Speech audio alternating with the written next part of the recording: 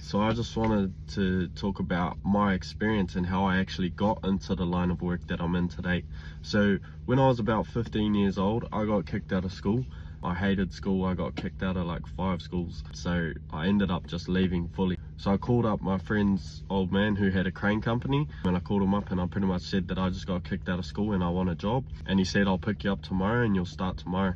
The first week I was cleaning tower crane bolts in a Smith crane yard in Auckland, New Zealand. I'm 15 years old, cleaning tower crane bolts. I was covered in grease, and I did that for the whole day, and I cleaned big containers full of these pins, and I cleaned them all. Then after that, I started going out on site with the cranes and with the boys and started learning how to dog and rig steel and all of those sorts of things. I wasn't even allowed on site. I was 15. And then when I turned 16, I eventually got my dogman ticket and I just stayed working with cranes. I worked all over construction jobs, bridging jobs, piling, high-rise construction, all with tower cranes, mobiles, crawlers, gantry cranes.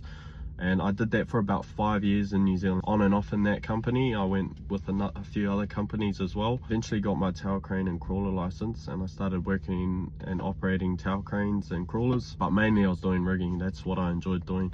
That's what I kind of stuck with. I did all sorts of work over those years. Did a bit of arborist as well.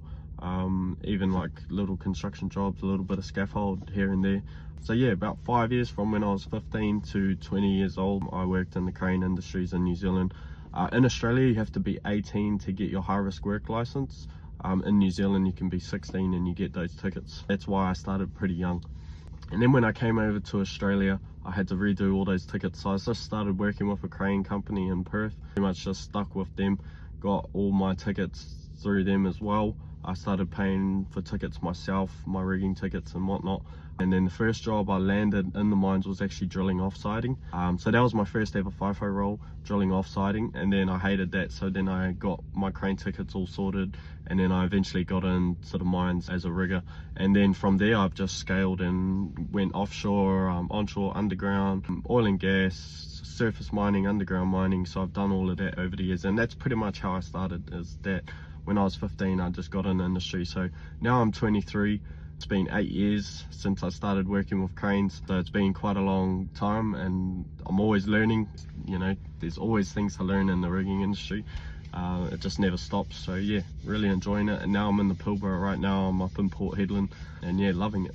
So that's pretty much how I started and got into this industry. So yeah, nearly 10 years of my life, so pretty much half of my life almost, that I've been working in this industry, which is pretty crazy to me. It's gone by so fast. So yeah, that's how I got started.